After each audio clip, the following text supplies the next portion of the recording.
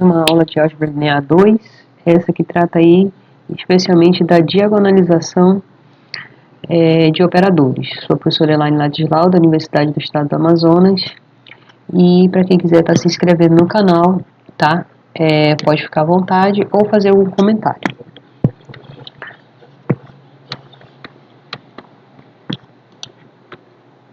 Bem, então, primeiro vamos entender aí o que a gente pretende fazer, né, nessa parte, diagonalizar operadores. O que vem a ser, então, essa diagonalização? Bem, a gente viu, né, nos vídeos anteriores que o operador, né, sai do espaço vetorial e chega nele mesmo, né, e para cada base que a gente tem desse espaço vetorial, a gente vai ter a representação da matriz desse operador naquela base, e a representação é essa daqui, né, T na base B, certo? Agora, a ideia é a seguinte, já que para cada base a gente vai ter uma representação, qual seria a matriz que dá a representação mais simples desse operador, né? Qual seria a característica dessa matriz, certo? Qual seria a característica dessa matriz que vai representar o operador? Então, a gente vai ver e vai mostrar que, na verdade, é uma matriz diagonal, tá? Lembrando que a matriz diagonal, pessoal, pelo próprio nome, né? Só vai ter os elementos diferentes de zero na diagonal principal e o restante dos valores vai ser nulos, tá? Então, é isso que a gente vai querer verificar. Bem, temos duas condições aqui que a gente vai verificar e não vai demonstrar, mas isso tudo está no livro texto, mas vocês também podem fazer a verificação dessas propriedades e corolário, tá? Então, os autovetores associados a autovalores distintos de um operador, eles são linearmente independentes, tá? Então, se a gente tiver o lambda 1 diferente de lambda 2, para cada um lambda a gente vai ter os autovetores associados e esses vetores, autovetores, vão ser LIs, tá? E um outro corolário é o seguinte, é que sempre que a gente tiver altos valores distintos, esse conjunto, né, além de ser LI, vai formar uma base para o espaço de saída aqui, né? Então, em particular, aqui a gente pegou o R2, mas se for para qualquer dimensão, né, se a dimensão do espaço vetorial for N, e esse operador possuir N autovalores distintos, então os altos vetores associados a esses altos valores aqui vão formar uma base do espaço vetorial, tá? Isso daí, então, significa que, como é válido, né, você não precisa estar demonstrando. Isso daí, vamos dizer assim, diminui a quantidade de cálculos que você vai ter que fazer a seguir, tá? Então, sempre que a gente tiver autovalores distintos do operador e esse número de autovalores coincidir com a dimensão do espaço, então os autovetores associados, né, a esses autovalores vão formar uma base para o espaço vetorial, tá? Aí um exemplo bem rápido aí, a gente tem um operador do R2 definido como sendo menos 3x menos 5y na primeira coordenada e 2y na segunda, né? A gente tem esse operador do R2, vamos verificar a matriz canônica, né? Na base canônica, que é o I e o J, né? 1, 0 e o 0, 1, que no caso vai formar uma matriz aqui 2 por 2, né? Onde na primeira coluna são os coeficientes de x, né? No caso aqui na primeira coordenada é o menos 3, na segunda é 0, porque não tem, na segunda coluna são os coeficientes de y, então vai ficar menos 5 e 2, ok? Então, aqui nós temos essa matriz, a gente vai encontrar aí os autovalores associados pela equação característica, né? Então, det de A menos lambda I igual a 0, né? Então, a gente vai substituir, lambda é o escalar e a matriz identidade, tá? E a gente vai calcular o determinante, então, desse A menos lambda I, que vai resultar nessa matrizinha aqui, né? Que o determinante é bem simples, né? Vai ficar esse produto menos 0, então esse produto vai dar os autovalores aí, lambda igual a 2 e lambda igual a menos 3, certo? Bem rápido. Bem, então eu percebo bem, a dimensão do espaço aqui que a gente tem é 2, beleza? Que é do R2, e a gente encontrou dois autovalores, e esses autovalores são distintos, certo? então a gente já sabe que os autovetores associados a esses altos valores aqui vão formar uma base do R2, tá? Então, para isso a gente precisa calcular A menos lambda I vezes o vetor, né, igual a zero, né? A gente vai ter isso daqui, essa equação, e para cada lambda que a gente for substituindo, a gente vai encontrar os vetores que formam aqui, as condições que formam essas coordenadas aqui de x e y. Então, na primeira, para o lambda igual a 2, a gente vai encontrar um sistema, tá? E esse sistema é resolvido achando aqui o lambda igual a menos x, portanto, vai gerar aí esse autovetor aqui que é gerado por 1 menos 1, certo? E para o lambda 2 igual a menos 3, né, substituído aqui nessa equação, nós vamos encontrar y igual a 0 e menos x, né? Então aqui o vetor gerador vai ser gerado aqui pelo menos 1, 0. Então, portanto, esses autovetores aqui vão formar uma base para o nosso R2. Claramente a gente já sabe que isso é verdadeiro, e adiante a gente não vai precisar mais ficar constatando que realmente isso daqui é uma base, tá? Porque a gente já tem as duas informações anteriores, tá? Devido aos autovalores serem distintos e coincidir com a dimensão do espaço, né? O número de autovalores coincide com o número da dimensão, e aí a gente não precisa mais ficar comprovando que realmente isso daqui é uma base, tá? A gente já vai ter isso daí de graça, vamos dizer assim. Por outro lado, sempre que a gente tem uma base do espaço formado por autovetores e a gente conhece os autovalores associados, a gente pode determinar quem é exatamente as linhas, né, do operador, ou seja, qual é a lei que forma aquele operador. Isso daí da mesma forma, né, isso daí acho que não tem nenhum problema, né, a gente vai colocar aqui um exemplo rápido, vai pegar um operador do R2, onde a gente conhece os autovalores distintos, 2 e menos 3, e os autovetores associados, o menos 1, menos 1, 0, certo? Como que a gente faz então para achar a lei desse operador, né?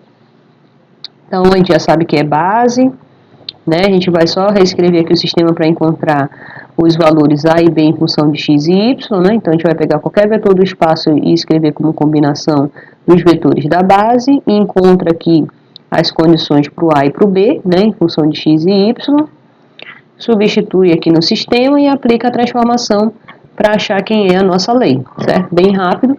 E como que a gente vai achar essas imagens? Aplicando a condição de ser autovetor associado ao autovalor. Então, o 1 menos 1 é associado ao lambda igual a 2 e o menos 1, 0 associado ao autovalor menos 3. Então, aqui acho que não tenha nenhum problema, a gente tranquilamente acha a nossa lei do nosso operador aqui bem rápido, né? Sabendo os autovalores e autovetores associados. Bem, uma observação aqui desse fato é o seguinte, que a gente pode chamar aqui a nossa base, né, de B, formado pelos autovetores, né, 1 menos 1, menos 1, 0, desse exemplo. E aí a gente observa o seguinte, quando a gente calcula a imagem, né, quem é T de 1 menos 1? O autovalor associado, 2 vezes o próprio vetor, né, certo? Pela própria condição de ser autovetor, certo? E mais, a gente pode escrever isso completando aqui a base, 1 menos 1, menos 1, 0, a gente completa com os zeros, né? E aqui o t de menos 1, 0 é menos 3 vezes menos 1, 0, que completa aqui com 0 vezes 1, menos 1. Então, a gente tem aqui essa matriz que vão ser formadas pelos autovalores, beleza? Então, essa é a representação do operador nessa base, onde essa base é formada pelos autovalores. E essa matriz, né, como a gente já sabe, né, pela própria definição de autovalor aqui, autovetor, disfarça, associado ao autovalor, a gente encontra que essa matriz é uma matriz diagonal, certo? E os elementos da diagonal são exatamente os altos valores. Então, é exatamente isso que a gente estava atrás, da representação do operador numa base onde essa base é a mais simples possível. Nesse caso, é uma matriz diagonal. que é bem mais rápido e é você verificar aí as condições para encontrar a lei e tudo mais, né? Então, essa propriedade, ela se estende, tá? Aqui a gente colocou só um operador do R3, e se a gente tivesse aqui os autovalores distintos, né? Os três autovalores associados aqui os autovetores, né? E aí, então, a gente consegue formar o seguinte, um conjunto P formado pelos autovetores, e a gente já garante que essa base, que isso aqui vai ser uma base do R3, certo? Pelo que a gente viu ainda há pouco. E além disso, a representação aqui das imagens desses vetores, desses autovetores aqui, né?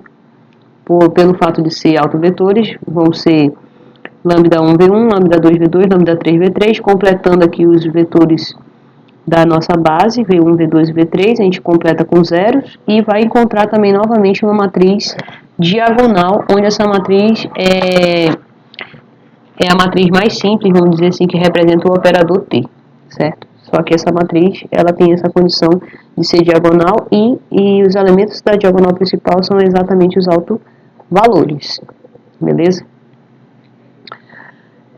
Então, a gente vai para a nossa última definição, que é a diagonalização. O que a gente vai definir como sendo uma matriz ser diagonalizável?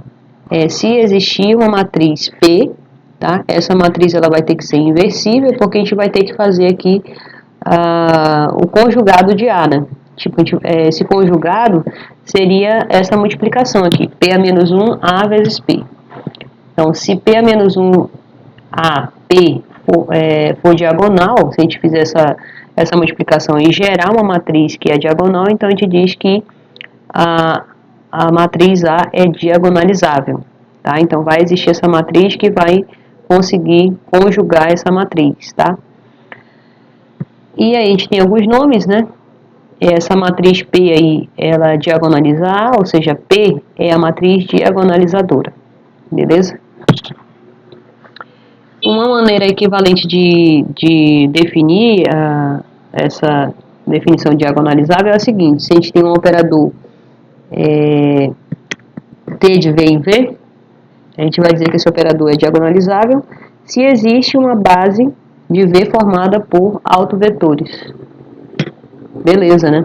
Vamos só dar uma olhada no último exemplo da gente. Então, olha só. Determine uma matriz P que diagonaliza essa matriz A, né? Lembrando que aqui, claro, essa matriz ela está representando um operador na base canônica, tá? E pra gente não perder tempo, a gente já colocou aqui essa matriz, tá? Então, será que A é diagonalizável? Se for, a gente tem que encontrar essa matriz P e vai conjugar aqui essa matriz, né? Então, pela esquerda, pela inversa de P e pela direita pela própria matriz P, tá? Então, vamos verificar os autovalores dessa matriz, tá? Nesse caso, a gente encontrou aqui os autovalores, lembrando que é det de A menos lambda I igual a zero, certo? A gente calcula por aquela equaçãozinha que a gente já viu anteriormente, encontra aqui lambda 1 igual a 2, lambda 2 igual a 3 e lambda 3 igual a 6. Para cada um desses, a gente vai substituir no A menos lambda I vezes V igual a 0 e encontrar os autovetores associados. Então, aqui no caso, V1 associado ao 2, ao autovalor 2, que é 1, 0, menos 1. O autovetor V2, 1, 1, 1, associado ao autovalor 3. E o autovetor 1, menos 2, 1, associado ao autovalor 6, certo? Como esses autovalores são distintos, então essa matriz, aliás, esse conjunto formado pelos autovetores forma uma base para o R3, né? E a gente já viu que a gente consegue, então, uma matriz mais rápida que consegue representar esse operador, ou seja, essa matriz aqui, né? Formado pelos autovalores. Então, beleza. Então, essa matriz P aí, formada pelos autovetores, ó, 1, 1, 0, 1, menos 2.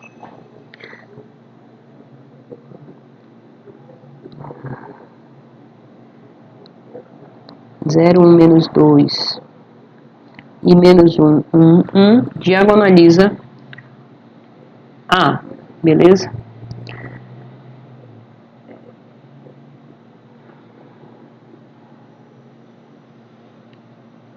E aí a gente vai verificar o seguinte, olha. Quando a gente fizer o cálculo aqui, olha, né, dessa matriz P a menos 1, né, P a menos 1 vezes A vezes P, certo? A gente consegue, então, chegar na matriz diagonal que a gente já sabia que era válido, né? Que são exatamente a representação dos autovalores aqui, ó, na diagonal, 200, 030, 006, beleza? Então, isso define, então, o que é uma matriz diagonalizável, tá, pessoal?